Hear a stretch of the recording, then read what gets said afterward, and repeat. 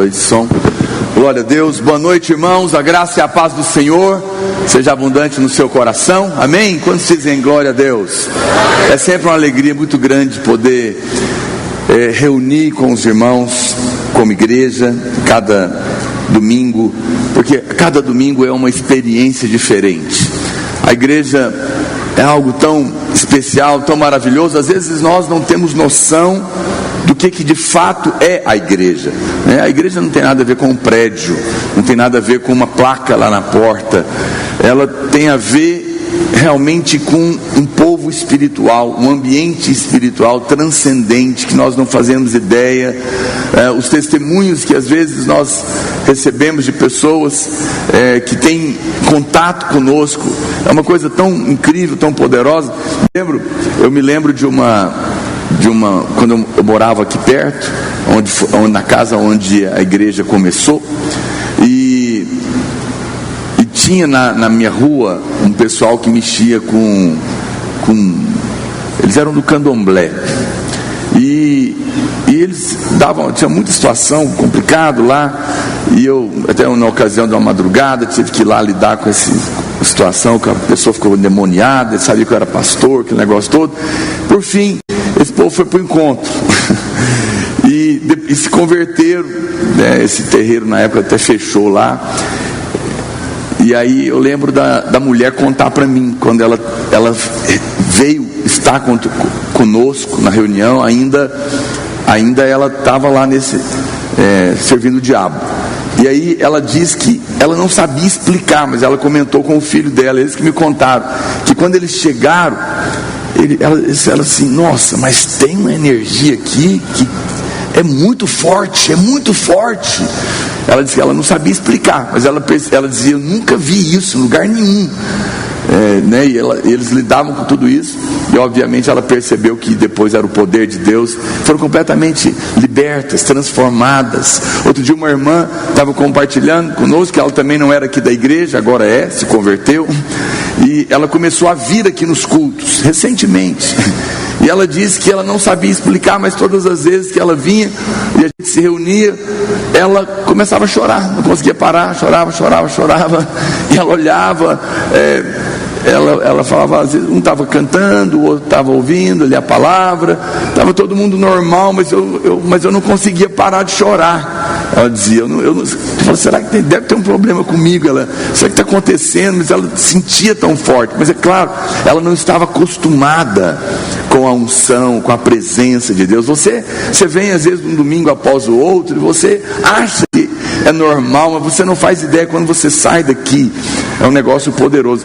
Daqui a pouco eu vou falar disso. Você sabe uma coisa poderosa que acontecia com o sacerdote quando Deus morava no tabernáculo?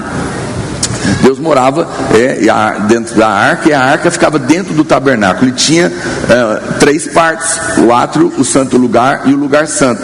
E ele entrava no lugar santo, onde tem um candelabro, né? Daqui a pouco eu vou falar dessas 3 luzes, que tinha uma luz do átrio, que era a luz natural, aí tinha uma luz que era a luz do candelabro, que era a luz dentro do lugar santo, e lá dentro dos santos não tinha luz, porque lá estava a Shekinah de Deus. Mas a luz do candelabro é a luz da igreja, né? E isso é muito poderoso. Mas quando ele entrava lá dentro, lá tinha um incenso, que eram as orações. Só que era uma coisa tão poderosa que quando o sacerdote saía de lá, o incenso grudava na roupa dele, o cheiro muito gostoso, e todo mundo sabia que ele esteve lá. Você sabe, quando a gente reúne diante do candelabro, esse incenso espiritual gruda em você. É um aroma espiritual que você exala, é uma coisa que envolve você e você não imagina. As pessoas não sabem explicar, mas elas percebem que é algo diferente. Muitas vezes você também não sabe explicar, não é? A igreja é algo muito poderoso. Hoje, e o diabo sabe disso, e muitas pessoas, elas têm tentado diminuir a importância da igreja. Outro dia um cantor famoso que se diz cristão, ele disse que ele crê em Jesus, mas não pertence à igreja, porque Jesus é importante, mas a igreja é irrelevante. Quer dizer, veja, isso é uma coisa absurda, patética, porque não tente falar mal da noiva e querer agradar o noivo. Não tente desmerecer o corpo e querer dizer que honra a cabeça. Não. Cristo é a cabeça, a igreja é o corpo, e nós somos um com Ele. E cada vez que nós nos reunimos, você não faz noção do que acontece espiritualmente aqui. Você não faz ideia. A Bíblia diz que onde 2 ou 3 estiverem reunidos no nome dEle, Ele está presente. Portanto, reunir é fundamental. Existe uma experiência com a presença de Deus que você tem sozinho no seu quarto, mas tem uma experiência que Deus reservou para quando nós nos reunimos. É um outro nível de manifestação espiritual. Cadeias são quebradas na sua vida e você nem faz ideia. Você não faz ideia que quando essa multidão está cantando, adorando, louvando a Deus, acontece uma manifestação espiritual tão grande que nós vamos saber muitas coisas lá no céu que nós não imaginamos hoje. Porque eu tenho certeza que cada vez que a gente se reúne para cantar, para orar, para compartilhar, tinha muitas pessoas aí que iam se matar e o diabo caiu, perderam as forças, obras foram quebradas, demônios não resistem, porque a presença de Deus, quem está me entendendo? E pessoas são livres por aí, nem imaginam, porque a unção de Deus, ela toma uma proporção.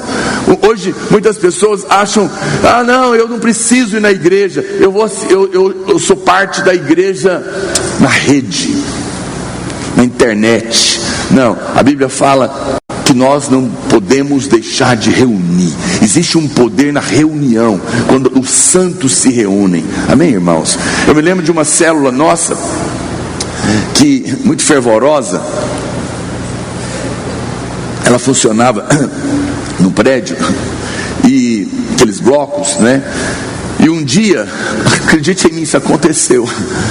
Uma pessoa possuída mesmo de um demônio, ela estava endemoniada, ela nem sabia, ela estava totalmente tomada por um demônio. Ela bateu na porta e os irmãos abriram, estavam reunidos lá, viram aquela situação, expulsaram o demônio.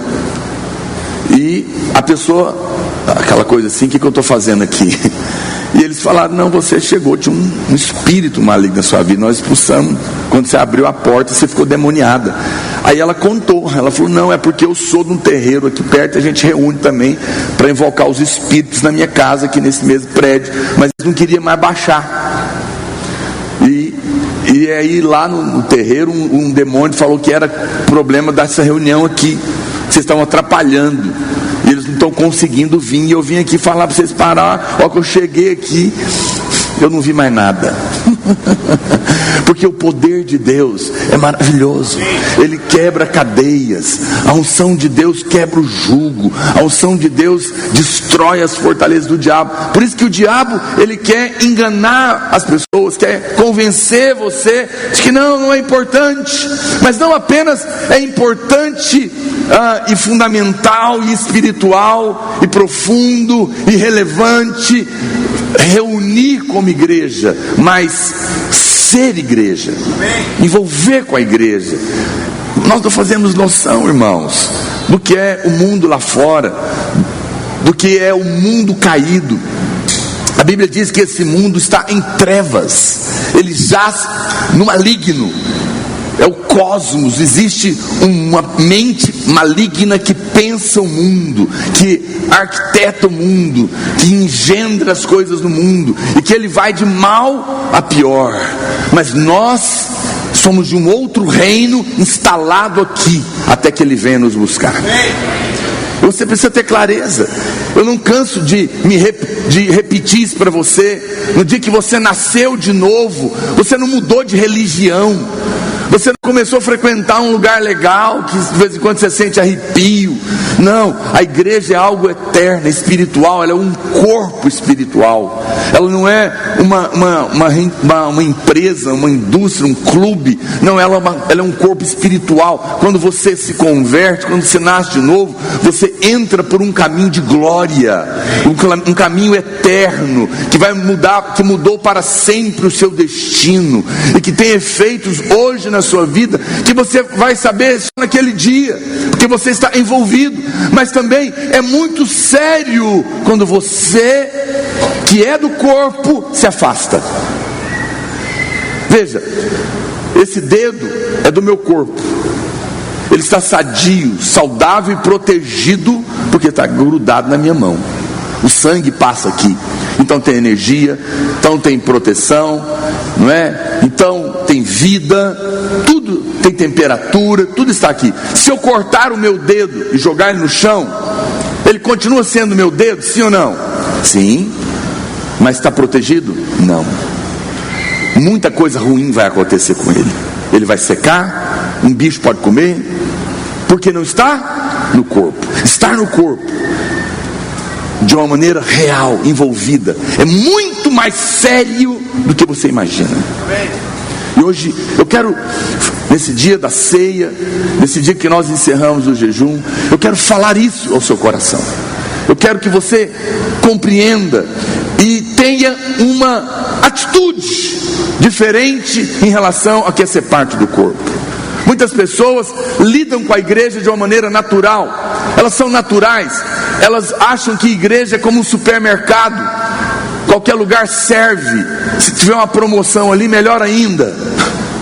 E se for perto da minha casa, está ótimo.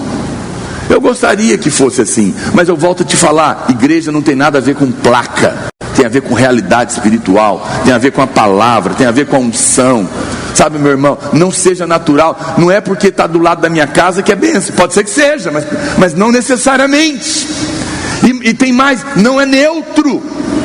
Ah, pastor, mas não tem problema, tudo é de Deus. Eu gostaria que fosse.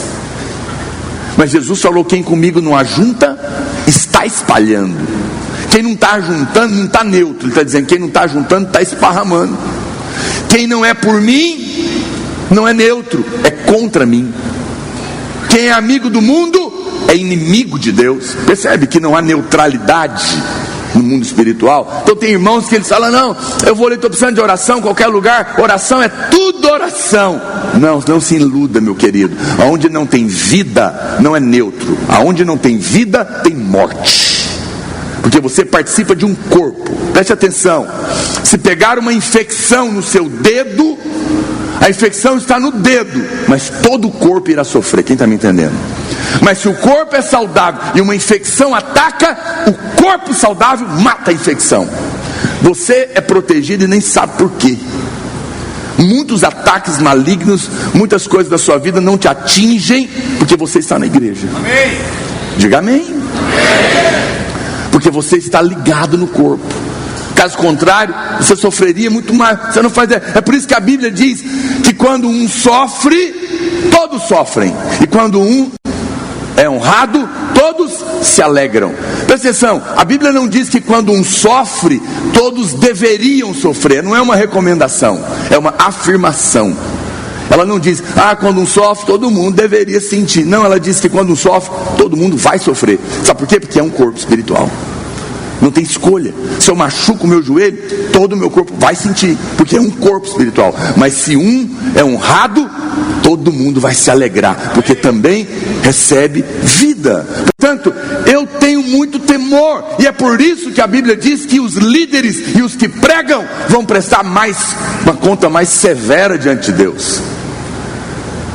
Porque se eu ensino opinião humana, se eu ensino autoajuda, se eu ensino com o coração errado, eu tenho que prestar conta de Deus, porque você está aqui com o coração aberto para receber.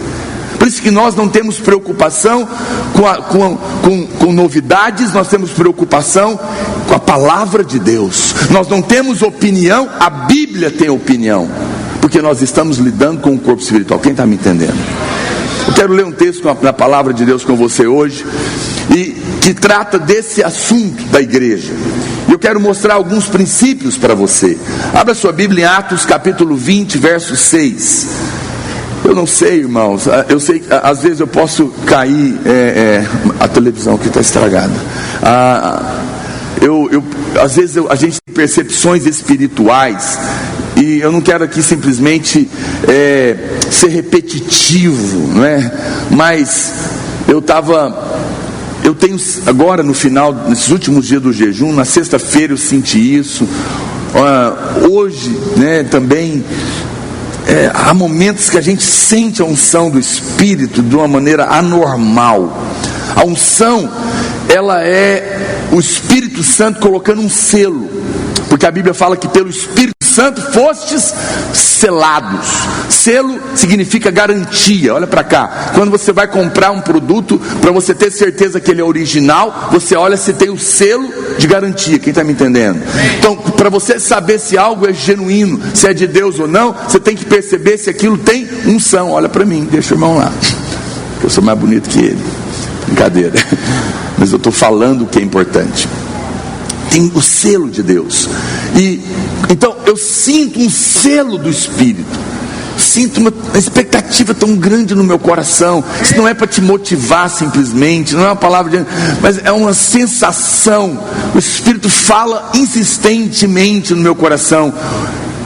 Eu sei o que estou para fazer. Eu sei o que estou para fazer.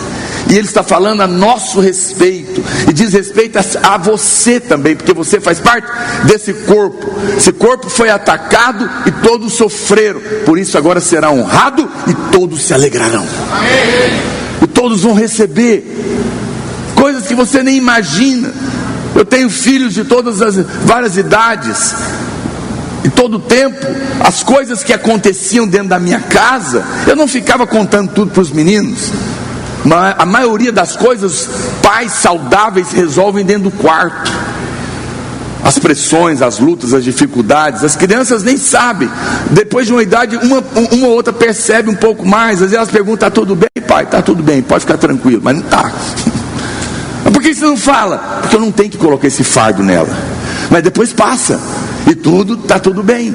Muitas coisas acontecem que os irmãos nem sabem, mas Deus está no controle de todas as coisas, e a família está sendo fortalecida, e a família está crescendo, e a família está sendo honrada, né? Eu estive em São Paulo sábado pregando lá, tanta unção, tanta presença de Deus. Eles vão batizar 1000 jovens radicais deles agora em novembro.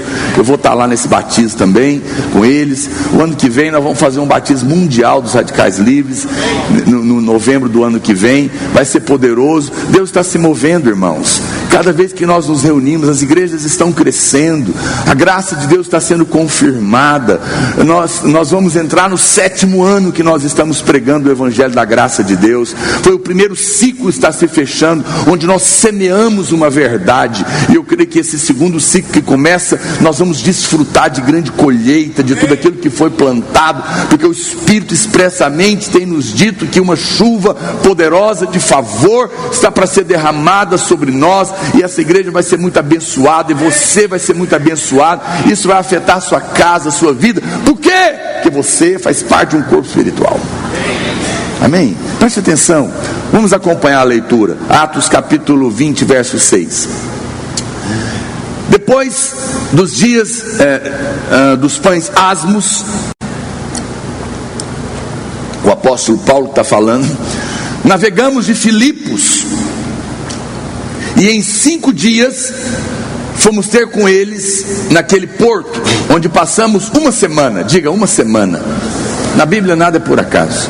No primeiro dia da semana, estando nós reunidos com o fim de partir o pão, Paulo deveria seguir viagem no dia imediato. Veja, a Bíblia fala que Paulo ficou lá uma semana, mas só reuniu no domingo.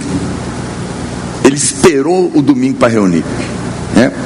No primeiro dia da semana, primeiro dia domingo, ele esperou dar domingo para ele reunir, com o fim de partir o pão.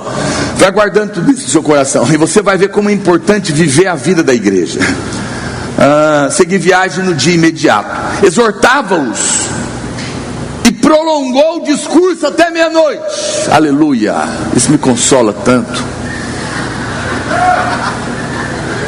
Não estou sozinho, não sou só eu que gosto de pregar longamente. O apóstolo Paulo também gostava, porque mesmo, eu não sei que horas começou a reunião, mas não era normal reunir até meia-noite, né? Às vezes a gente passa um pouquinho da hora e os irmãos nos condenam, mas então agora eu não estou sozinho mais, aleluia. Mas eu não vou pregar até meia-noite, pode ficar tranquilo. Talvez um dia eu faça um teste para ver quem é que fica. Não vou fazer, eu não quero ver. Vai que não fica. Os pastores têm que ficar, são obrigados.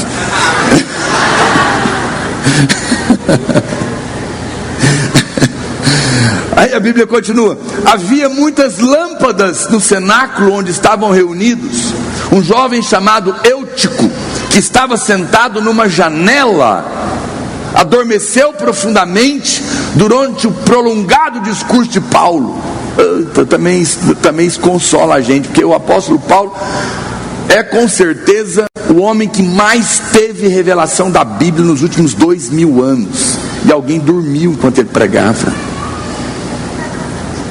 Você lê isso, a gente que é pregador consola, porque daqui de cima, quando eu vejo alguém dormindo na minha palavra. Teve uma irmã, ela se converteu, ela tinha insônia, ela não conseguia dormir. Ela contou para o pastor Luiz o testemunho. Ela falou: olha, pastor, eu não conseguia dormir, todo dia eu deitava, eu só conseguia dormir lá para 5 horas da manhã. E só conseguia dormir por 2 horas. E eu me converti. E agora, nem a custa de remédio ela não dormia. E ela conta que agora ela pega o CD, ou ainda tem CD, mas na época era CD. Acho que agora não sei como é que é.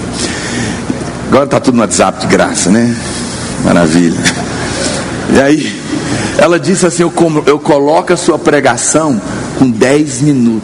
Eu estou nesse sono profundo. A gente ouviu aquilo, a gente falou: será que eu fico feliz, triste? Pregação sonífera. Como disse alguém para um pregador que diz: acorda o irmão aí que eu estou pregando. Ele, o outro falou: eu não, o senhor que fez ele dormir, o senhor mesmo acorda. Mas a minha tia fica feliz, porque a irmã pelo menos está dormindo agora, glória a Deus, né? Mas não durma, por favor, me ouça, aleluia. Mas alguém dormiu também com o apóstolo Paulo. E a Bíblia diz que esse irmão, o Eutico, ele estava sentado numa janela, adormeceu profundamente durante o prolongado discurso de Paulo, vencido pelo sono, caiu do 3º andar. Eita! Onde que eles estavam? No 3º andar, abaixo, e foi levantado morto. Você sabe que é por isso que não tem janela aqui, né?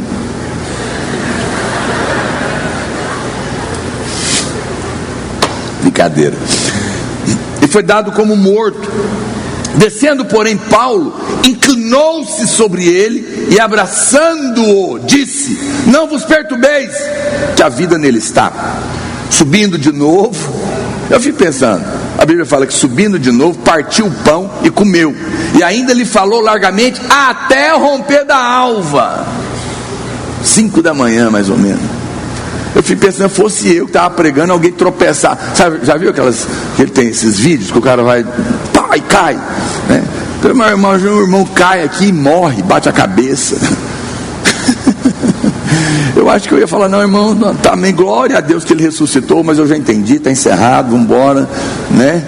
Não quero que mais ninguém morra. Paulo não, ele voltou, tomou a ceia e pregou até amanhecer.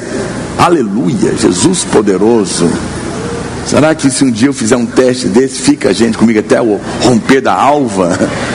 Oh, aleluia, Jesus, ajuda ele. Aí alguém vai dizer: se o senhor distribuir energético, vai ajudar. Aleluia. Paulo, a Bíblia fala que isso aconteceu, e assim partiu. Então conduziram vivo o rapaz e sentiram-se grandemente confortados. Primeira coisa que eu quero falar para você: a Bíblia fala que Paulo esperou 1 semana até chegar o dia da reunião da igreja. A Bíblia fala que eles se reuniram no primeiro dia. A Bíblia, desde o Velho Testamento, logo no início, Deus estabelece um dia para descansar. Amém, irmãos? Que no Velho Testamento é o sábado.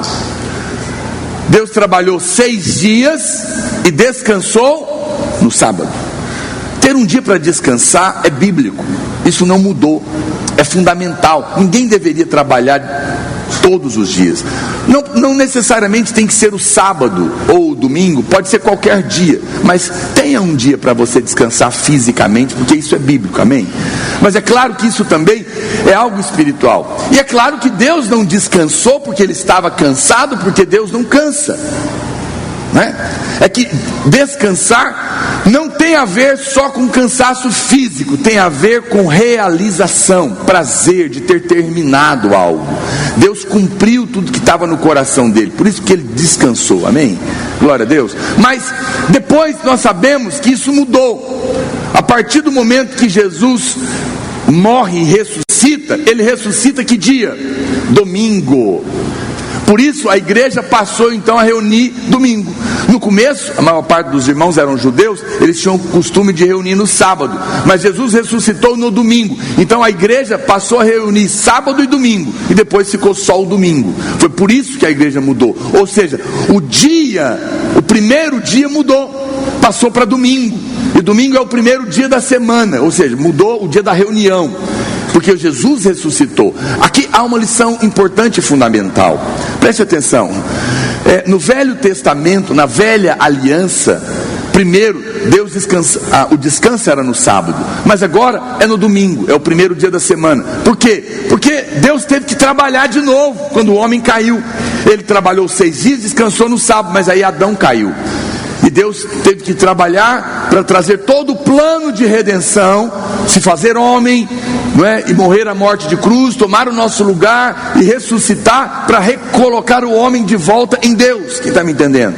Deus teve que trabalhar de novo, mas aí Jesus ressuscita no domingo e muda o padrão da vida cristã. Olha para cá, preste atenção. Na Velha Aliança, você trabalha para descansar. Por isso eles trabalhavam 6 dias e descansou no 7º. Então, os judeus trabalhavam a semana inteira e descansavam no último dia. Quem está me entendendo? Mas quando Jesus vem, morre e ressuscita, o dia do descanso não é o último, é o primeiro. Na nova aliança, presta atenção, na velha aliança eu trabalho para descansar. Na nova aliança eu começo descansando e trabalho o resto da semana nesse descanso. Quem está me entendendo? Assim é a vida da igreja. É assim que Deus quer que você viva. A cada domingo, que é o primeiro dia da semana, que você vem para cá, você recebe essa palavra de fé no seu coração. E você descansa, porque você sabe que é amado, você sabe que é justo, que não há condenação para você, e que há um Deus de amor que está cuidando da sua vida, e que ouve que aquele que não negou o próprio Filho, antes por todos nós o entregou, porventura não nos dará graciosamente com Ele todas as coisas? Aleluia. Então eu sou amado, meus pecados estão perdoados, Deus me ama, Ele não negou o Filho, não vai me negar nada, eu vou trabalhar em paz. Quando a Bíblia fala do descanso, ela não está falando de passividade, mas ela está dizendo que eu começo descansando para trabalhar em paz e descansado a semana inteira, porque eu sei que Deus já preparou todas as coisas para mim. Nós dizem aleluia. Vê como é importante a reunião do primeiro dia. Por quê? Porque é no primeiro dia que você descansa, e depois você vai passar a semana inteira em paz. Eu profetizo, sua semana vai ser tão abençoada. Ela está começando hoje. Por que é que o mundo é da lei? Como é que é segunda-feira para o mundo? Segunda-feira, brava. Para nós não. Para nós não tem segunda-feira brava, porque a gente já descansou no domingo. E o descanso de Deus, ele começa no primeiro dia e vai a semana toda. Ah, mas para mim ainda, mas para você, se a segunda tem sido brava, é porque você ainda não aprendeu a descansar. Não se preocupe com o que vai acontecer amanhã, porque Deus já preparou todas as coisas para você. Na vida cristã, a obra já está terminada. Jesus diz: já está consumado, está tudo ok, não se preocupe. Não importa as ameaças que alguém diz, não importa que durante a semana, o final de semana, correu no grupo do WhatsApp da sua empresa que haverá demissões na segunda. azar é das demissões. Aquele que abriu a porta para mim, ele que abre, ninguém fecha. Se ele fecha, ninguém abre. Se ele é por mim, quem será contra mim? E se alguém me mandar embora, é só porque Deus já preparou outra coisa muito melhor. Aleluia, eu estou descansado. Ah, mas aleluia, pode aplaudir o Senhor.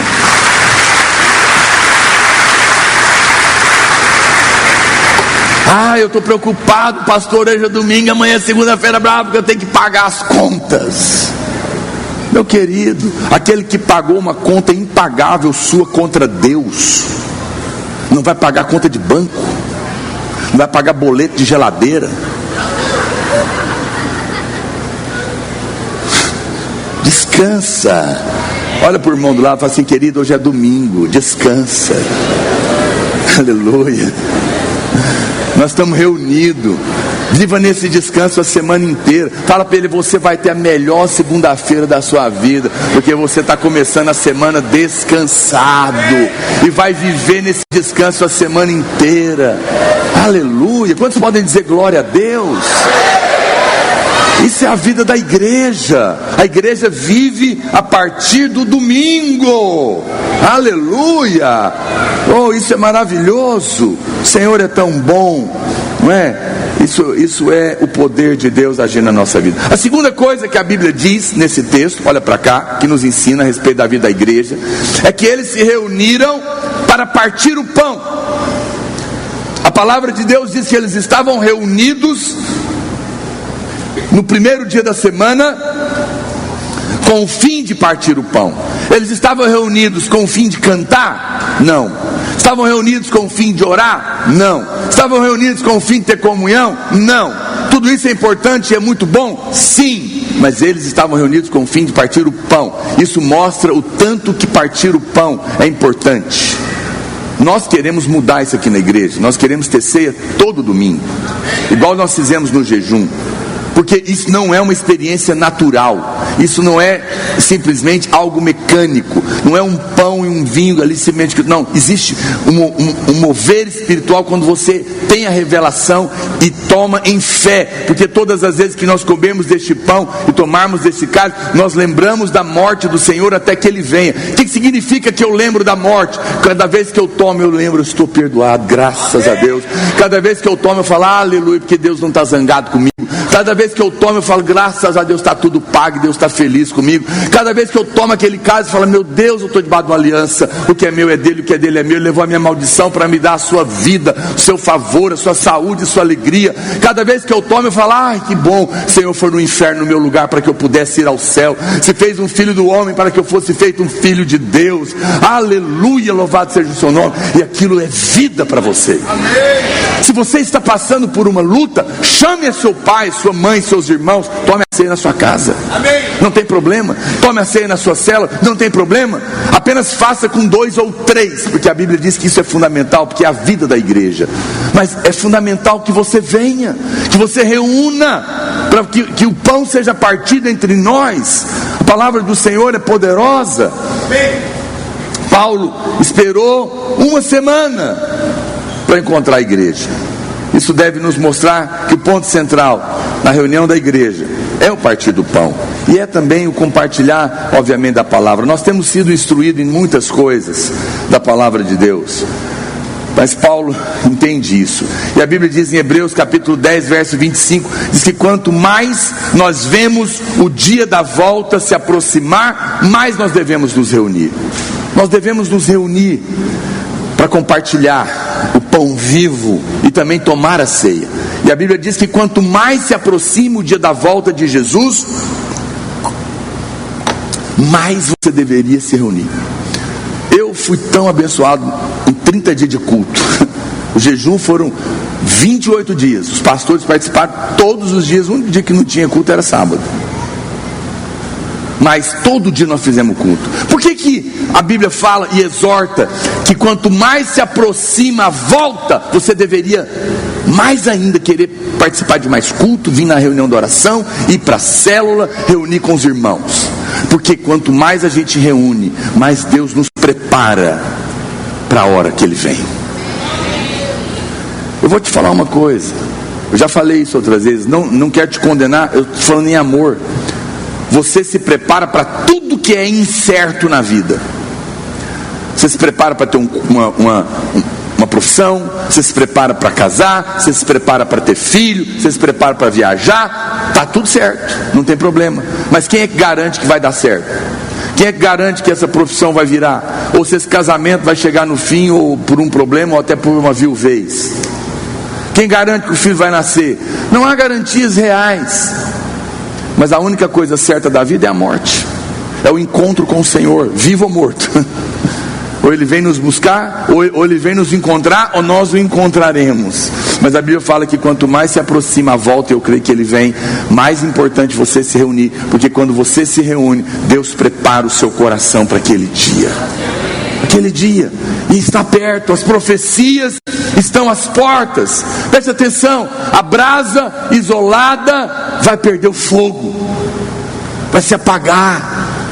Irmãos que vão se isolando, vão se esfriando. É impressionante como os irmãos vão se envolvendo. Eu estou muito ocupado, estou estudando demais, estou trabalhando demais, é o Enem, é isso, é aquilo outro. E a hora que ele vê, ele está desviado. O coração esfriou, o diabo está destruindo a vida dele.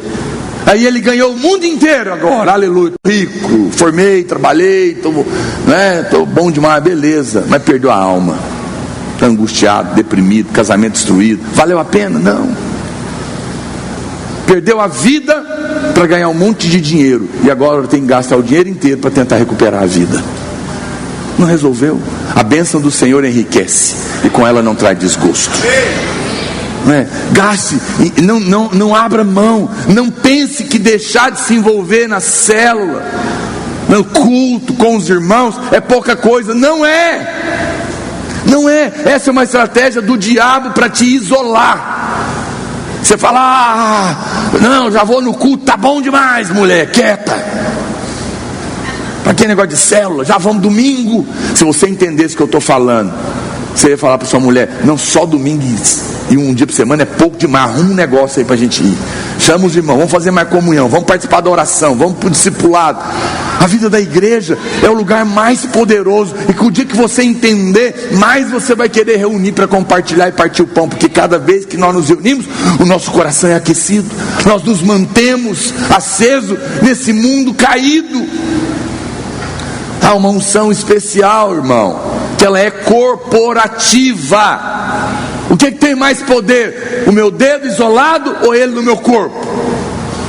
Claro, há uma força que só existe no corpo. Você entenda que participar do corpo é participar das reuniões, mas é também estar vinculado. Isso produz força em você, força espiritual, para você romper e vencer as lutas desse mundo caído. 1 Coríntios capítulo 5, Paulo fala de um homem. Você vê, o corpo é um negócio tão sério que Deus não permite confusão que venha destruir o corpo. Presta atenção, a Bíblia fala lá em Coríntios que tinha um homem, estava dormindo com a madrasta. Ele achou que ele podia possuir a mulher do pai dele, que não era a mãe, mas era a madrasta. E Paulo fala que isso é uma coisa tão horrível, tão terrível. E ele ainda diz que nem mesmo entre os gentios, nem mesmo entre ímpios, se vê algo assim, alguém que se atreva a possuir a mulher do seu próprio pai. Então Paulo diz, em nome de Jesus, reunindo vós o meu espírito com o poder de Jesus nosso Senhor, entregue a Satanás para a destruição da carne, a fim de que o espírito seja salvo no dia do Senhor. É como se Paulo dissesse, olha, veja, presta atenção, é uma punição severa. Deus, eu não sei se esse sujeito era realmente crente ou não, mas ele se dizia da igreja, e a Bíblia diz que aquele que se dizendo irmão for roubador, beberrão, glutão, maldizente, com esses tais nem sequer com mais. Por quê? Porque estão entre nós só para produzir confusão entre nós. Então é como se Paulo dissesse, se você quer viver com o diabo, então eu vou te entregar logo para ele. Porque se você quer viver na vida da igreja, saiba que a vida da igreja está protegida, e não tem jeito, você não pode viver, não é essa bagunça. Por quê? Porque o pecado destrói. O pecado destrói sua vida, e o pecado destrói o corpo. Então a disciplina era severa. Tem pessoas que falam, a videira tem disciplina, e a graça? Ou pode fazer tudo. Não, veja, Deus não aceita certas coisas na igreja. Mas não é porque Deus está querendo punir ninguém, mas é que Deus está protegendo o corpo. O corpo é um lugar seguro. Está me entendendo? O corpo é um lugar seguro. Então, nós queremos ajudar as pessoas, mas nós não podemos permitir que aqueles que querem viver deliberadamente no pecado estejam entre nós para produzir destruição do corpo. Eu não estou falando de você que tem luta aí com o pecado, que não quer pecar, mas na hora que viu já caiu na pornografia, já caiu na masturbação, já caiu na não sei no que mais, em confusão, e a hora que aí chora, arrepende, né? Tá parecendo aquela música, tropeça aqui, torna a cair, como é que é? Levanta, torna a pecar, uma confusão.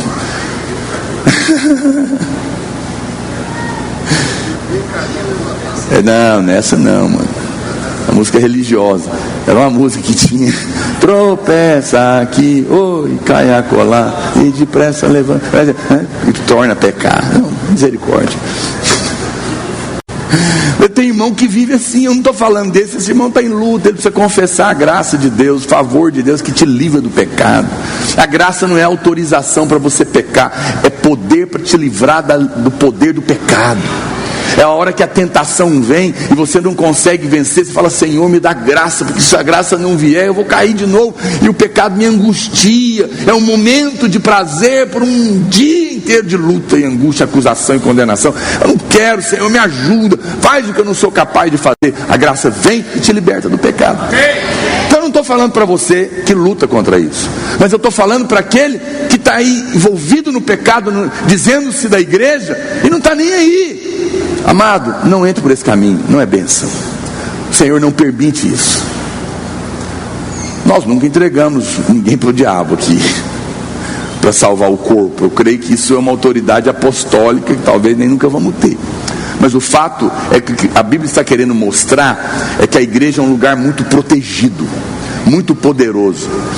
Eu sei que talvez você nunca, poucos irmãos talvez já ouviram falar sobre excomunhão. Alguém já ouviu falar? É alguém que é tirado da comunhão. Você nunca viu sua avó falar: seu menino excomungado? Agora você já ouviu. Então era uma expressão católica, né? É o cara que está fora da comunhão. Excomungado é a mesma coisa que falar amaldiçoado. Por quê? Porque quem é tirado do corpo, o cachorro vai comer o dedo. Ele está fora da proteção. Por isso é muito sério. É muito sério querer viver na vida do corpo e insistir em viver no pecado. A Bíblia está dizendo: com essa pessoa nem sequer senta para comer. É claro, a Bíblia pode estar falando, ou seja, eu não vou. Você precisa separar as coisas. A Bíblia fala: eu não estou falando dos impuros deste mundo, caso contrário você não podia entrar em banco.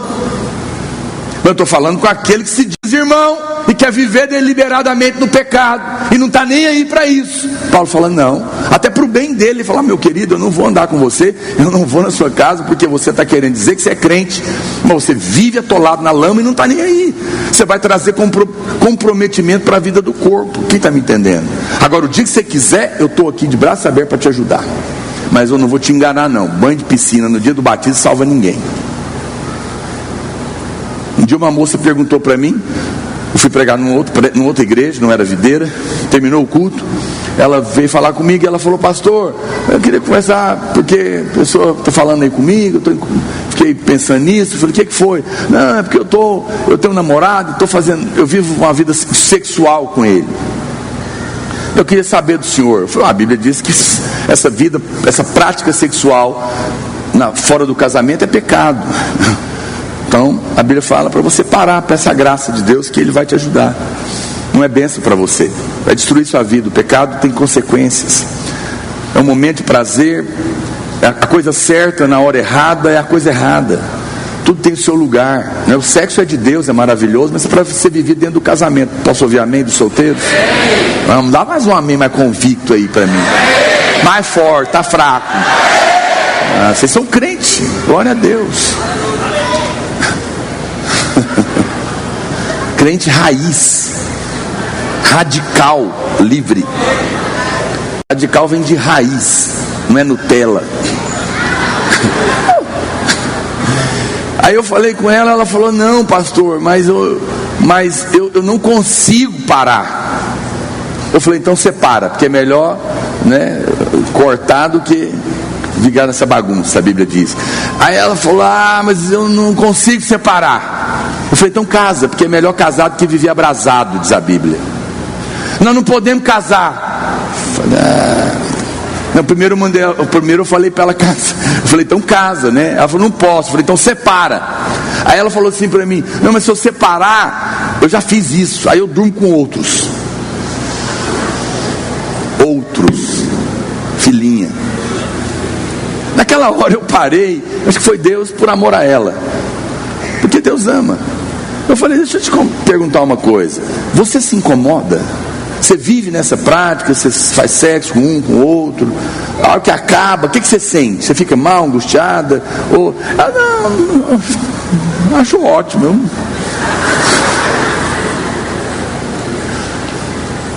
Eu falei: amada, você está só frequentando igreja. A Bíblia diz que pelo fruto se conhece a árvore. A semente divina, a Bíblia fala que quem nasceu de Deus, ele peca, mas ele não vive na prática do pecado, porque o que está nele é a divina semente.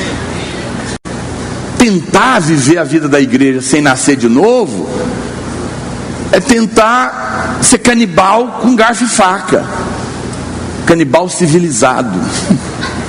Não, tem que mudar a natureza. Quem está me entendendo? Eu falei: amada, é que você... Não, eu sou da igreja, mas você tomou banho de piscina. Porque se o Espírito Santo estivesse na sua vida, você não estava em paz com esse pecado, porque o pecado vai te destruir. O salário do pecado é a morte. Deus não me perdoou? Perdoou, mas o pecado mata. E quem nasceu de novo, ele não quer isso. Eu não estou aqui te condenando.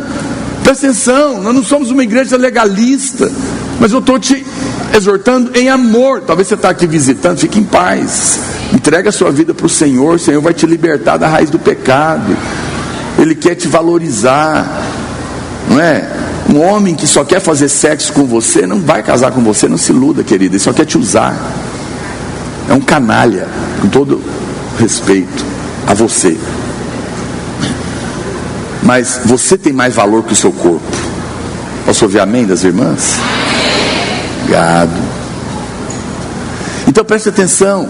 Mas se você precisa nascer de novo, clame a Deus. O Senhor vai te dar uma experiência, mas viva a vida da igreja, sendo parte dela, sabendo que a igreja é um lugar protegido, guardado, e que Deus não permite que o pecado destrua a vida dela, porque estar na igreja é muito sério. Quem está me entendendo? A Bíblia que diz isso, 1 Coríntios 5,9 diz: já em carta vos escrevi que não vos associeis com os impuros. Refiro-me com isso não propriamente aos impuros deste mundo, ou aos avarentos, ou roubadores, ou idólatras, pois nesse caso teríeis de sair do mundo. Mas agora vos escrevo que não vos associeis com alguém que, dizendo-se irmão, for impuro, avarento, idólatra, maldizente, beberrão, roubador. Com esse tal, nem ainda comais. Não senta para comer com ele, muito menos toma ceia com ele. Paulo está falando. Pois com que direito haveria eu de julgar os de fora? Não julgais vós os de dentro? Os de fora, porém, Deus os julgará. Expulsai, pois, de entre vós o malfeitor. Paulo, todas as vezes que você vê um juízo severo na vida da igreja, normalmente não era um crente, como Ananias e Safira, aquele sujeito que queria comprar os dons por dinheiro. Era gente no meio da igreja, mas que de fato não era nascido de novo.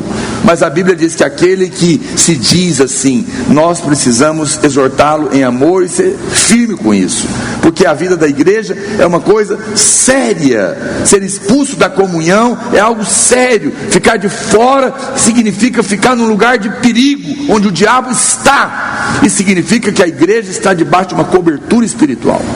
Estar aqui é proteção para a sua vida, amém, meu irmão? Deus perdoa o seu pecado, mas aquele que insiste em viver deliberadamente, ele está se excluindo do corpo, porque Deus não permite. Ele te dá poder para te libertar e você poder viver debaixo dessa proteção. Mas se você não quer, você mesmo está saindo. Quem está me entendendo? E isso não é bênção para você. Estou te falando em amor. O Senhor nos dá graça para tudo, amém? Bom, terceira coisa que tinha naquele texto, a Bíblia diz que havia lá muita luz, muitas lamparinas. O livro de Atos diz que Paulo continuou sua mensagem até meia-noite. Volta lá para o verso 8. Lá em Atos, não é? Estou lendo com os irmãos. Cadê o texto? Atos, qual que é? Capítulo 20. Coloca lá no verso 8. A Bíblia diz que eles estavam reunidos naquele lugar. Havia muita lâmpada. Está falando de uma reunião da igreja. Preste atenção, na Bíblia tudo é espiritual, está nos ensinando algo. A Bíblia diz que havia muita luz. Há um significado espiritual para todas essas histórias narradas na palavra de Deus. E a Bíblia está nos mostrando isso. Essas histórias, elas são espirituais, elas não são simplesmente alegóricas. E a Bíblia diz que nesse caso, a igreja é um lugar de luz. A igreja é um lugar de luz porque nela tem a palavra de Deus. Luz.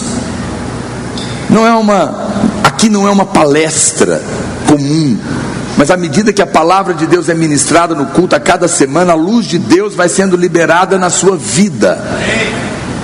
Muito cuidado com o que você ouve aí fora. As pessoas querem desacreditar a palavra de Deus.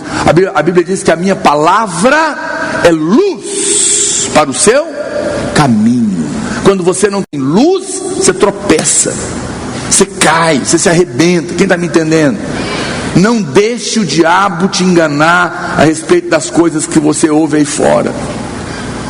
Outro dia, um jovem, estava na universidade e um professor estava zombando da Bíblia. E ele falou que absurdo essa história que Moisés abriu o Mar Vermelho. Eu conheço geografia. Naquele lugar que eles estão falando que o mar abriu, a água dá na canela. É claro que eles passaram lá com água na canela, precisava abrir mar. E o irmão levantou o dedinho. Ele falou: professor, isso que você está falando só aumenta a glória de Deus. Mas por quê? Porque é incrível como Deus conseguiu afogar o exército farol todinho com água na canela.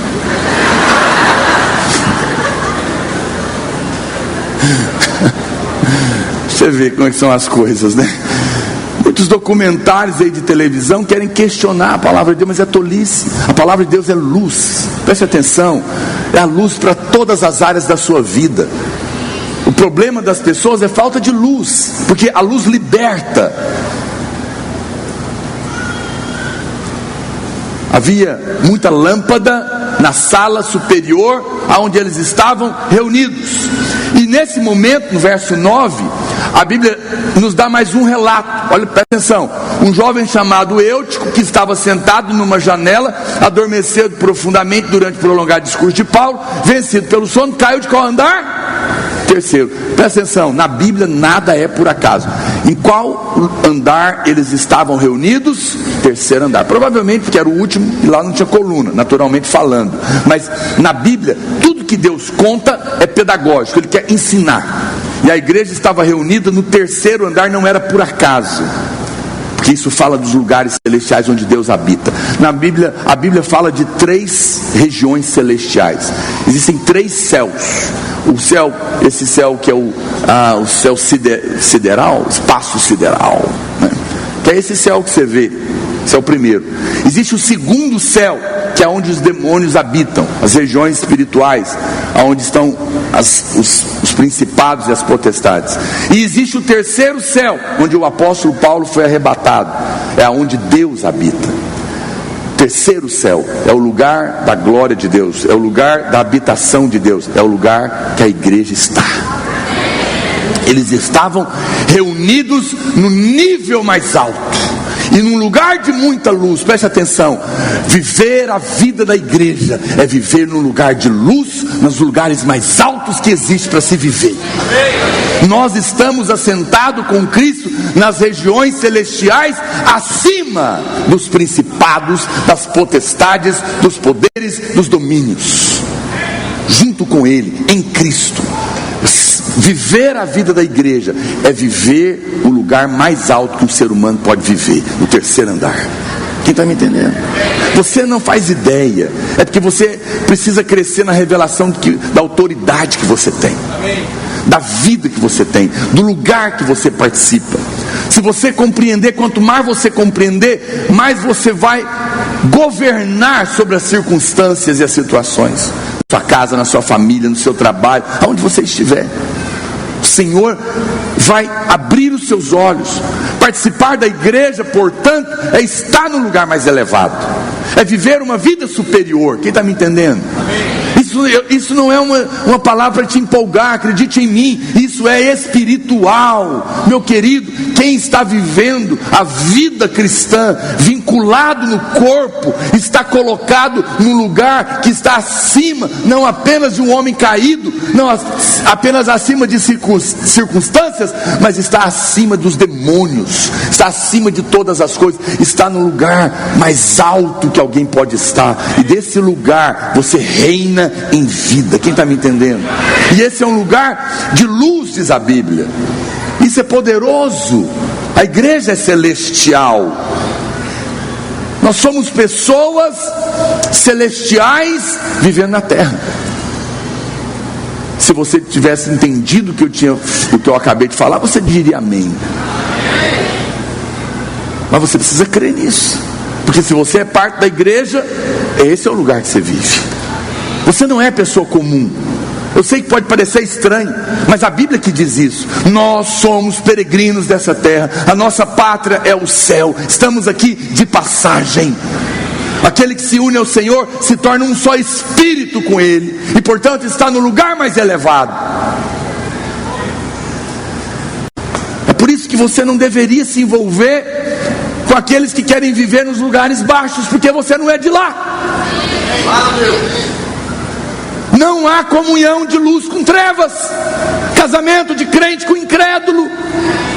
Quem é a sua principal amiga? Ah, pastor, ela não conhece a Deus. Não, mas ela é a minha maior amiga, porque a gente tem uma amizade desde a infância, e é com ela que eu abro a minha vida e peço conselhos. Oh Senhor, que o Senhor te ajude, querida. Você está querendo compartilhar com alguém que ainda está no nível lá de baixo. Isso é arrogância. Não é só uma questão real de posição. Você vai pregar para ela e vai levar ela para esse nível. Mas como é que você abre o seu coração com alguém que não tem a luz da igreja? Como que a maior amiga sua, só porque viveu com você, agora para de viver essa vida sentimental, emocional, natural? Nós somos seres espirituais, preste atenção.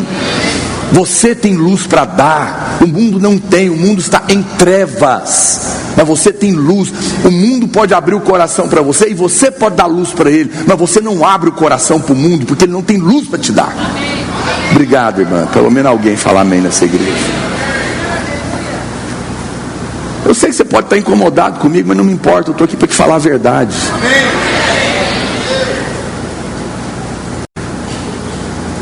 Nós temos um compromisso com a palavra. Eu estou te ensinando a viver no lugar mais elevado que um ser pode viver, que é a vida cristã. A Bíblia diz no Salmo 119, verso 105: lâmpada para os meus pés é a tua palavra, e luz para os meus caminhos. Presta atenção, querido. Se você perder algo num quarto escuro, não tente procurar, apenas acenda a luz. Apenas vá para a palavra. A Bíblia diz que você é a luz do mundo. Por quê? Porque você está na igreja, e a igreja é um lugar de muita luz. Quando você não faz ideia do quanta luz, quando eu falo luz, estou falando de revelação, estou falando de olhos abertos, de ver o que o mundo não pode ver. Há muita luz quando nós nos reunimos, a luz brilha entre nós, Deus nos abre os olhos, tira do engano, nos liberta para viver num outro nível. Viver a vida da igreja é poder ver o que o mundo não vê, é ouvir o que o mundo não ouve, é perceber o que o mundo está cego, está caindo no buraco toda hora, porque não percebem. Mas a Bíblia diz que não apenas a palavra é luz. Então Então preste atenção, em primeiro lugar quero te falar isso. Olha para cá, não seja essas pessoas que ficam, hoje em dia está na moda o tal do uau, W-O-W. Tem uns velhos olhando para mim assim, é porque você não é jovem, você não sabe o que eu estou falando. Está na moda uau, uau, uau. Cuidado com esse uau. Antes de falar uau, vê se está na Bíblia. Fala uau.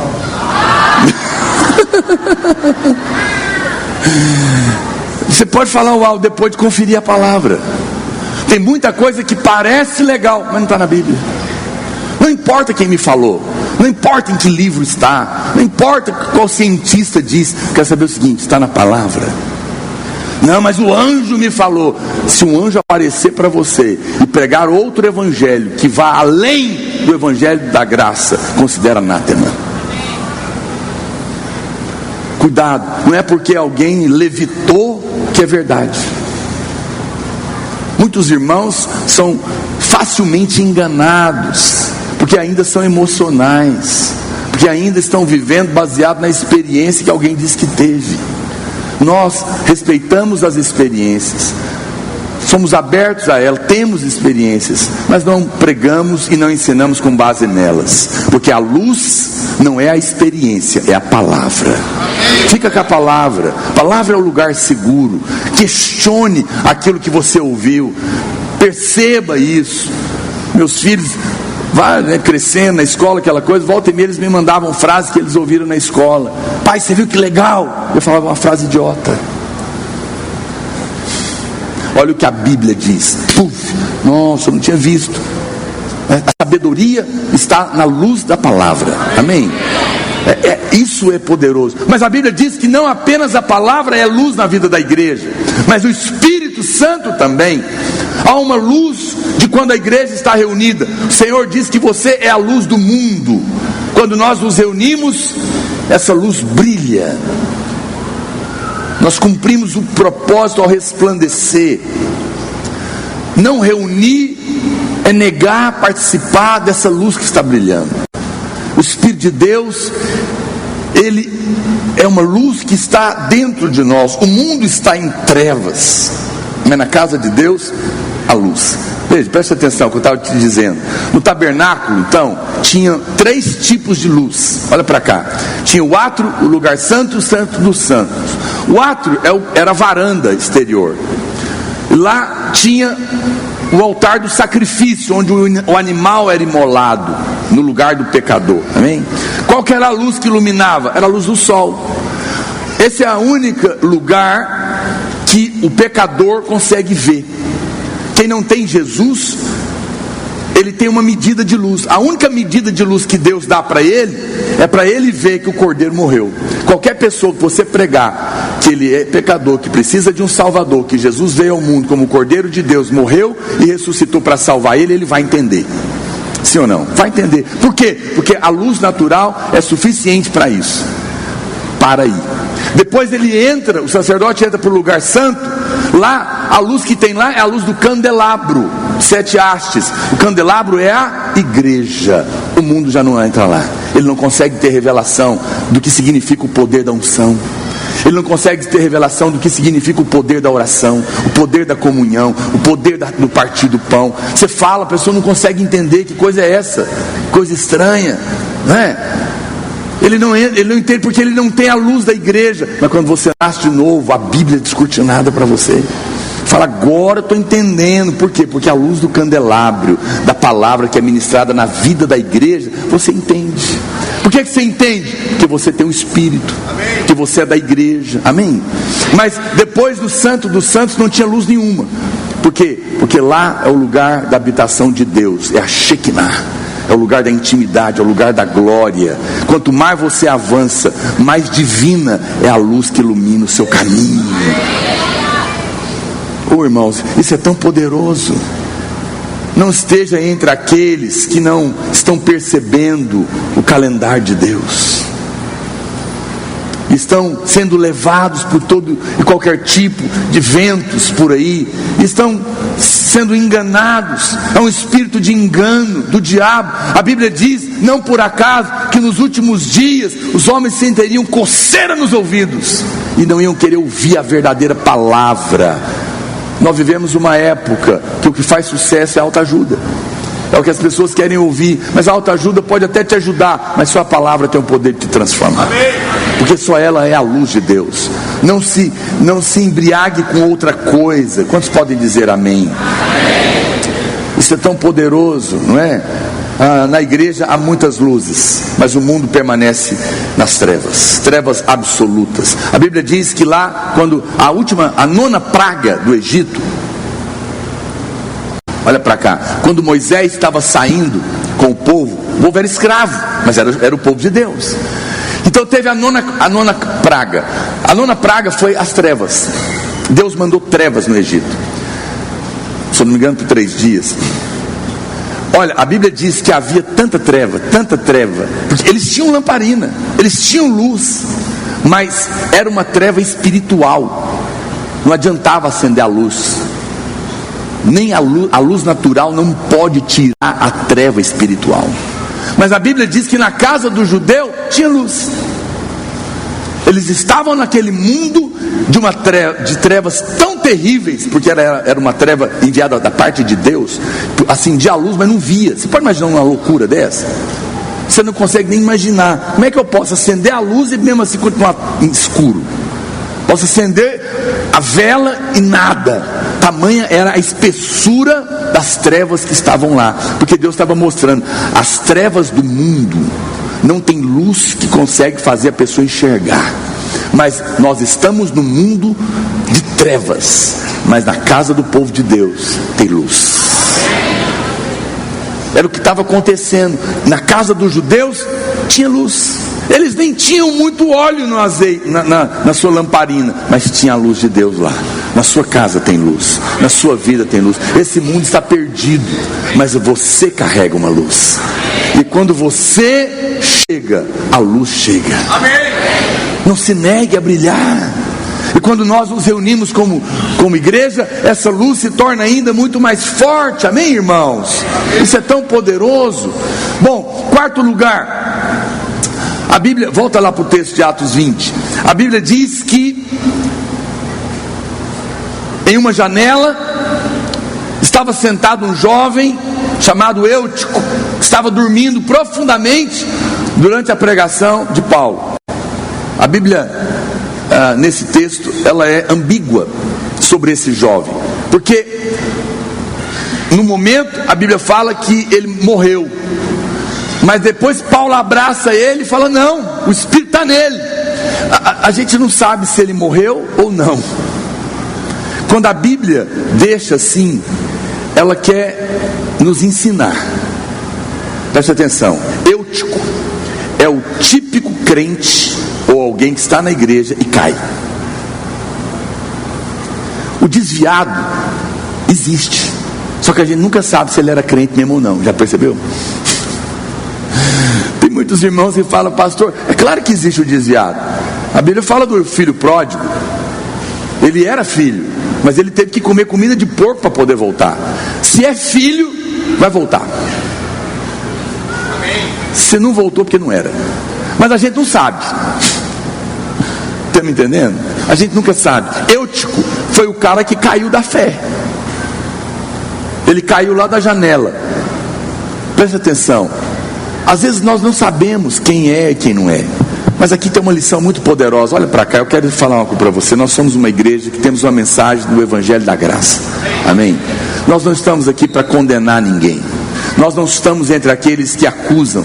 Nós não somos aqueles que encontram os irmãos que já foram daqui e caíram da janela e falam, sumiu, hein, varão?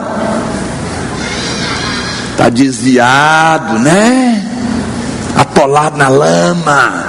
Não. A Bíblia diz que o apóstolo Paulo, quando Eutico cai, ele não condena ele. Ele fala, também estava dormindo na pregação. Muito bem. Não, ele não faz isso. A Bíblia diz que Paulo desce e vai até ele.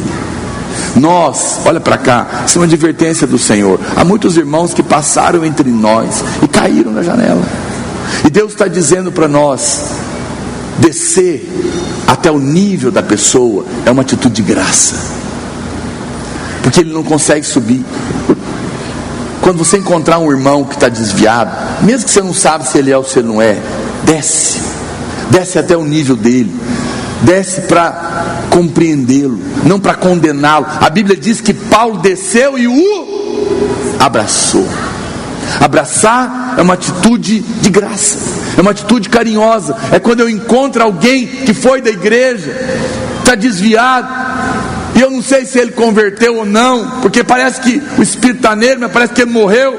Eu não sei se Paulo, que era um homem que era saturado da vida de Deus, quando ele abraça a vida de Deus, volta e ele ressuscita, ou se ele não tinha morrido.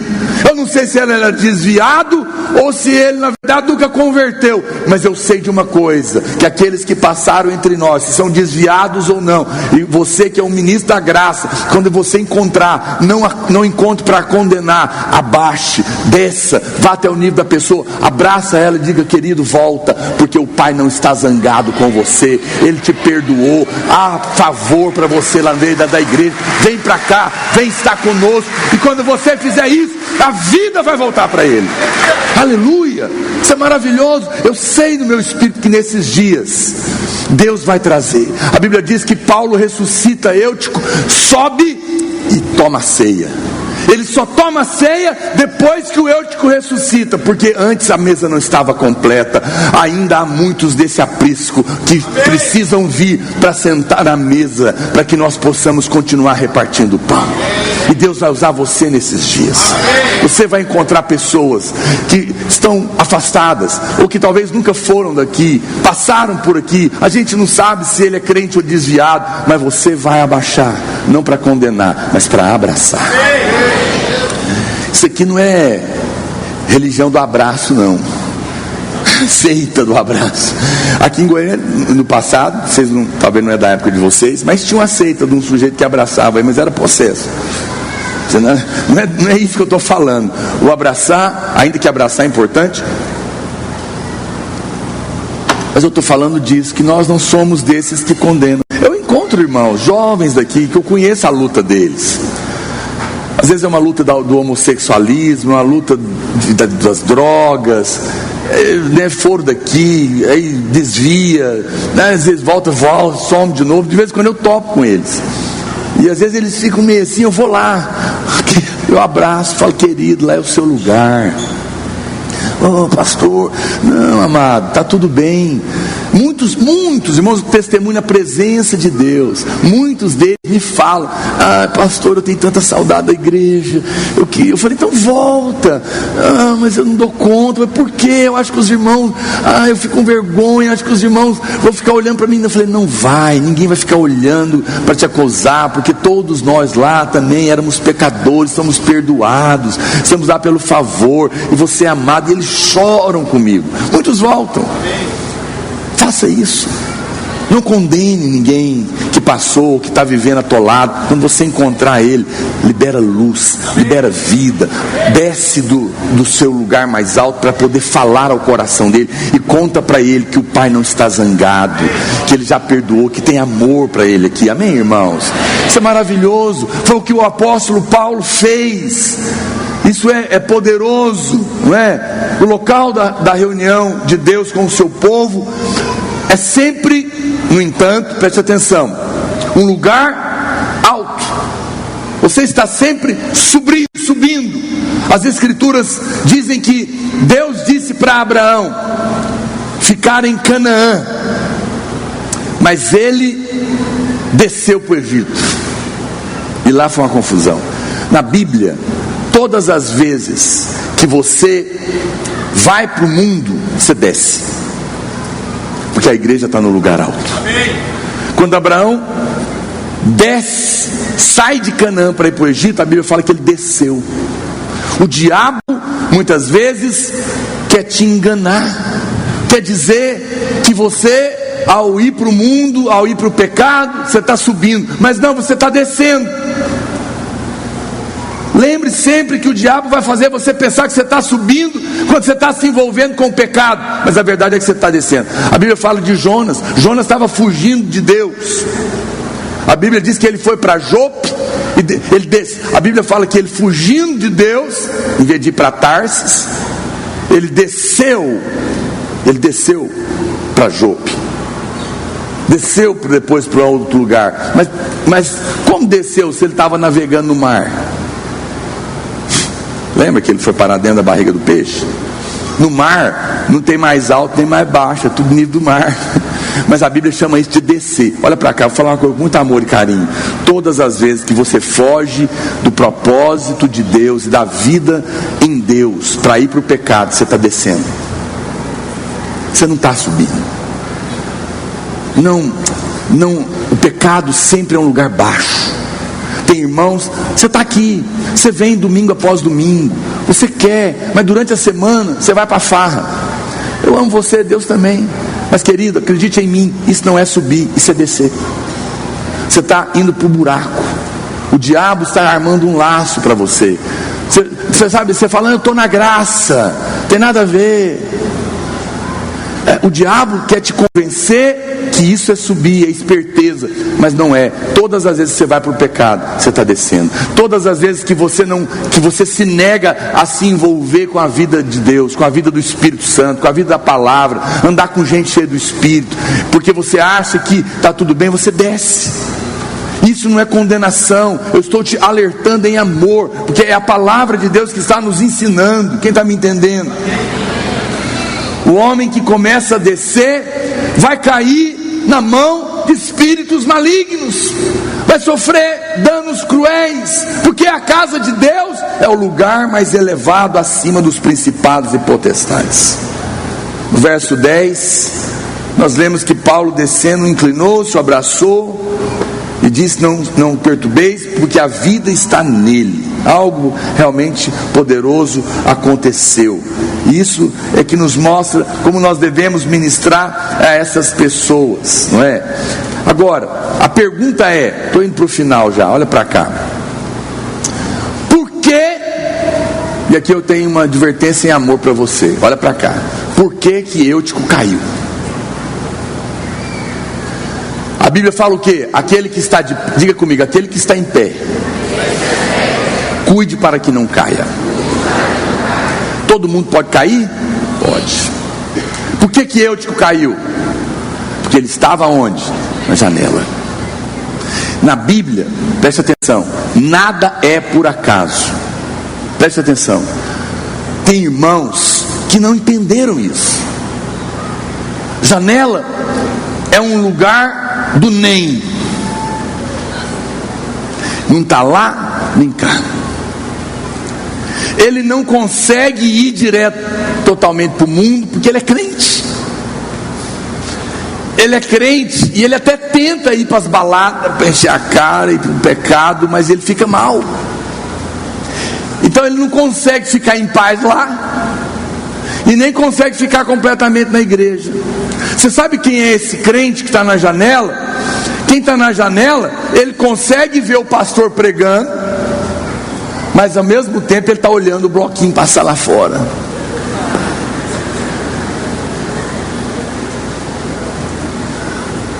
Isso não é condenação, querido. Eu não estou aqui para te condenar, só estou aqui querendo te impedir de cair, te ajudar, te segurar.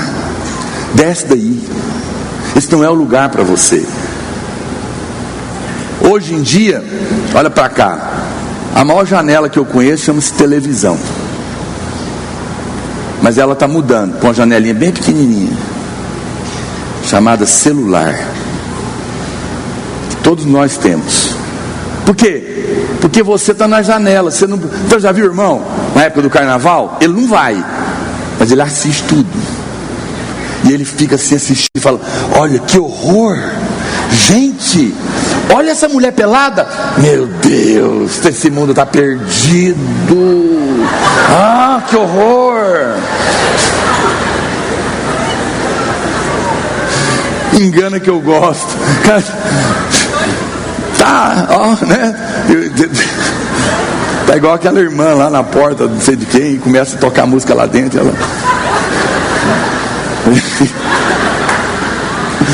Amado, esse lugar não é bom para você. Não adianta, você vem para cá no domingo, você recebe a palavra, você, que bênção, mas depois você sai daqui e vai escutar a Anitta, vai dançar na boquinha, hoje não dança mais na boquinha da garrafa, né? Eu nem sei o que essa mulher canta, na verdade. Eu sei que é mundana, pervertida, não é? Não adianta, você sai daqui e vai lá pro Carná Goiânia. Isso não é ambiente para você. Ninguém diz amém? Agora é Vila Mix. Eu estou desatualizado realmente. Não tem mais Carná. Agora é Carnão. Pastor, eu não posso. Querido, você é livre. Olha para cá. Você pode ir onde você quiser. Eu só estou te dizendo, a janela é um lugar que você cai. Decida sair daí. Não fique em cima do muro. Lembra do diabo falando com o irmão em cima do muro? Não, o diabo não falava, só os anjos falavam para ele, né? Passa para o lado de cá. Os demônios não falavam nada. Sujeito em cima do muro. Vou repetir, 51 anos a gente pode repetir as coisas. Tem gente que nunca ouviu. O irmão estava em cima do muro. De um lado estava o inferno, do outro lado estava o céu. O pessoal do céu dizia para ele, desce daí, vem para cá. Ele olhava para o lado do inferno, os demônios calados. Ele olhava para os anjos falavam, vem para cá. Olhava para o inferno calado. E ele ficou indignado com esses demônios fracos, porque nem para convidar para o inferno não serve.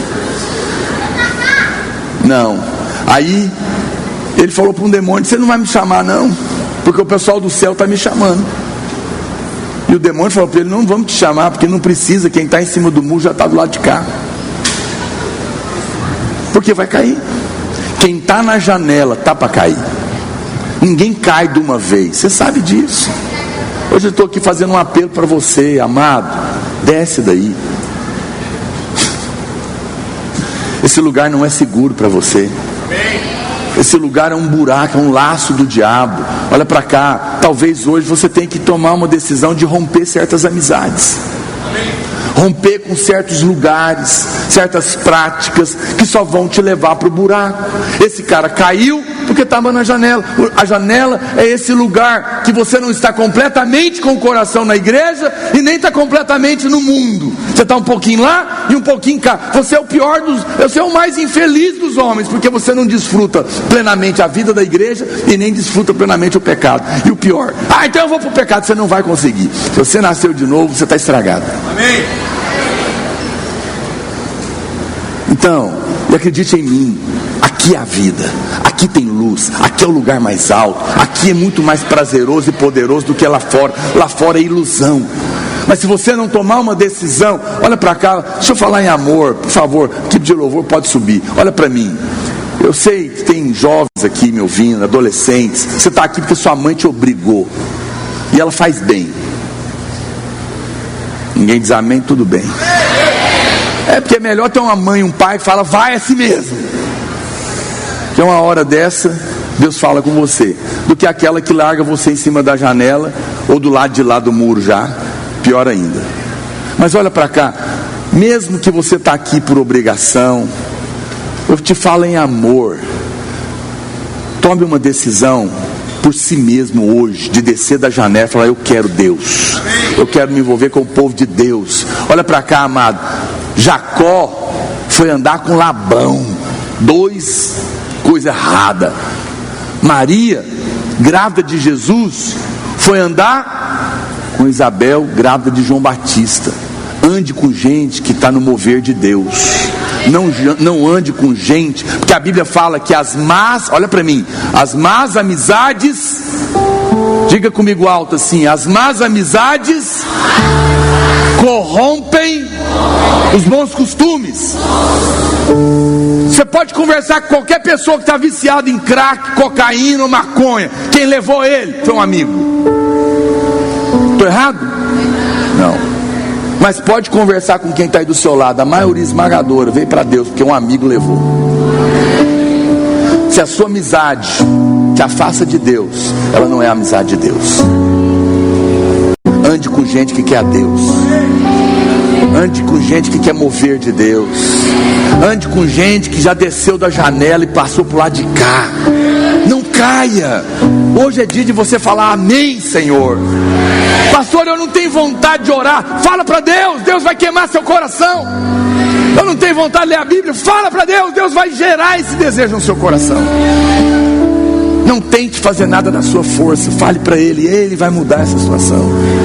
Talvez hoje você está numa situação que você nem consegue descer. Mas se você falar, Espírito Santo, me ajuda. Eu sou esse sujeito na janela. Você sabe, eu não estou te condenando. Por favor. Mas você pode falar, Espírito Santo, me tira daqui. Eu não quero esse lugar. Eu quero mergulhar de cabeça. Eu quero experimentar tudo que o Senhor tem para mim. A Bíblia diz, ó, provai e vede que o Senhor é bom. Experimenta Deus para valer. Se você não gostar, você vai embora, mas pelo menos você provou. Mas acredite em mim, você não vai embora. Porque quando você provar, você vai descobrir o tanto que você é amado, tanto que você é precioso, preciosa, tanto que o Senhor te ama. Olha para cá, meu amado. A vida cristã não é um conjunto de regras. Quando Deus diz que algo é pecado, Ele não está querendo cercear prazer de ninguém. Ele apenas está colocando uma placa dizendo perigo, isso aqui mata. Só isso. Ele não impede. Você vai. Se quiser pôr o dedo na tomada, coloque. Vai dar choque. Eu vou te amar do mesmo jeito. Torradinho, mas não vai ser legal para você. Quem está me entendendo? Olhe para Deus com bons olhos. Deus não é, a vida cristã não é isso. Não. A vida cristã, Deus só está dizendo, cuidado, isso não é legal, isso vai destruir sua vida, vem para cá. Ah, mas e se eu for? Eu vou te amar assim mesmo, eu vou lá te buscar. Mas você não precisava ter passado por isso. Desce da janela. O Eutico caiu porque estava lá. Saia daí. Cuidado com o que você está se permitindo ver na internet. Foge da pornografia. Foge dessas coisas que não edificam. Não fale, não é? Mas se você encontrou irmãos que caíram, abrace eles. A Bíblia diz, bem baixinho para mim, que Paulo voltou, o Eutico ressuscitou, eles tomaram a ceia. O apóstolo Paulo pregou até o amanhecer. Isso é poderoso. Paulo subiu, a mesa agora estava completa, e a Bíblia diz que ele pregou até a alva. Paulo não pregou até meio-dia, ele pregou até amanhecer, porque a Bíblia fala que Jesus virá como a estrela da manhã. Há duas vindas do Senhor. Tem uma que é como o sol ao meio-dia, todo o olho verá. A Bíblia não diz que ele pregou até meio-dia, porque meio-dia é quando ele vier no final da grande tribulação. Mas a Bíblia diz que antes dele vir ao meio-dia, ele virá às 5, 6 da manhã. Esse é um horário simbólico. E a Bíblia chama da estrela da manhã. Só os que estiverem acordados verão. Olha para cá. Por que ele pregou até a alvorada? Porque ele está nos dizendo, olha para cá, nós somos a luz do mundo. Pregue o evangelho da graça até que o arrebatamento chegue, até que você seja levado. Porque se você vive a vida da igreja, você está na luz. Se você vive envolvido com a igreja, você está no lugar mais elevado. Se você prega esse evangelho porque você está envolvido, faça até Jesus vir te buscar. E eu creio que Ele já está às portas. Seu coração vai se manter aquecido e você será levado vivo, aleluia. Maranata, esteja entre aqueles que estão andando nessa luz. Isso é poderoso. É quando a noiva diz como o Espírito vem, pregue até o amanhecer. Eu senti isso tão forte no meu coração. O mundo está em trevas, mas há muitas lâmpadas na casa de Deus. E o Senhor está nos chamando para brilhar essa luz, mas está nos chamando também para viver nesse lugar mais elevado e participar da mesa e desfrutar de todo o favor que é a vida da igreja. Amém? Vamos ficar de pé. Eu gostaria que nós orássemos juntos. Glória a Deus. Eu sinto que essa é uma noite séria, porque Deus está em amor nos exortando. Olha para cá, por favor, enquanto o teclado continua tocando. Você nasceu de novo, ou se você não tem certeza, você pode nascer de novo hoje. Talvez você está aqui e você fala: pastor, eu caí da janela. Eu estou aqui hoje, ouvindo o Senhor. Eu nem sei se eu caí porque eu já estava morto, ou se eu sou desviado, mas eu não quero esse lugar. Eu quero estar entre aqueles que se reúnem no terceiro andar. Eu quero viver nesse lugar de luz, e onde a mesa é colocada e a mensagem é pregada até a alvorada, até que Ele venha nos buscar. Quero estar entre os vencedores. Esse mundo passa, irmãos. Quando a morte chega, nada mais tem valor. Mas o Senhor vem nos buscar. E nós não estamos reunindo por causa de medo, não. É porque aqui é o lugar mais rico, é o lugar mais poderoso, é o lugar mais alto. Gostaria de fazer 2 orações. Se você está aqui entre nós, você entrou aqui convidado, se você não tem certeza se você é ou não nascido do Espírito, ou se você caiu da janela, mas você quer ter a certeza da salvação. A Bíblia diz que com o coração se crê, com a boca se confessa a respeito da salvação. Você não tem que merecer, você não tem que estar preparado, você não tem que fazer promessa, você só tem que crer, reconhecer que é pecador e que precisa do Salvador. Feche os seus olhos, repita essa oração.